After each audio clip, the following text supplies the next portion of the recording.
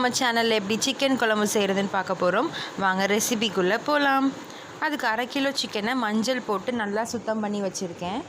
குழம்புக்கு ஒரு பெரிய வெங்காயம், 2 தக்காளி பழம், 2 உருளைக்கிழங்கு, காரத்துக்கேற்ப பச்சை மிளகா, இது எல்லாமே கட் பண்ணி வச்சுக்கோங்க. ஒரு மிக்ஸி ஜாரில் வெங்காயம், தக்காளி, கொஞ்சமாக தண்ணி சேர்த்து இப்படி பேஸ்ட்டாக மையாக எடுத்துக்கோங்க. வாணலி சூடானதும் 3 ஸ்பூன் எண்ணெய் ஊற்றி பட்டை, ஏலக்காய், கிராம்பு இது எல்லாமே சேர்த்துக்கோங்க. பச்சை மிளகா, இஞ்சி பூண்டு பேஸ்ட் 1 ஸ்பூன் சேர்த்துட்டு நல்லா வதக்கிக்கோங்க. இஞ்சி பூண்டு பேஸ்ட்டோட பச்சை வாசனை போனதும் நம்ம வச்சுருக்கிற வெங்காயம், தக்காளி பேஸ்ட்டையும் அது கூட ஆட் பண்ணிடுங்க.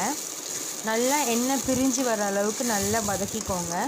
எண்ணெய் பிரிய ஆரம்பிக்கும் போது நம்ம வச்சுருக்கிற உருளைக்கிழங்கையும் சேர்த்து நல்லா பிரட்டிக்கலாம். இப்போ இந்த உருளைக்கிழங்குக்கு வேக வைக்கிறதுக்காக உப்பு கொஞ்சம் சேர்த்துக்கோங்க. காரத்துக்கேற்ப 1.5 ஸ்பூன் வத்தத்தூள், 1 ஸ்பூன் மல்லித்தூள், 1/2 ஸ்பூன் கரம் மசாலா. மஞ்சத்தூள் தேவையில்லை, ஏன்னா நம்ம மஞ்சள் ஆல்ரெடி சிக்கனில் போட்டிருக்கோம். இப்போ இதை நல்லா மிக்ஸ் பண்ணிவிட்டு நம்ம வச்சுருக்கிற கறியையும் இது கூட சேர்த்து அதையும் ஒரு பிரட்டிடுங்க. இப்போ குழம்புக்கு தேவையான அளவு தண்ணி சேர்த்துக்கோங்க. நான் இன்றைக்கி 2 கிளாஸ் சேர்த்துருக்கேன், அதாவது 200 ml சேர்த்துருக்கேன்.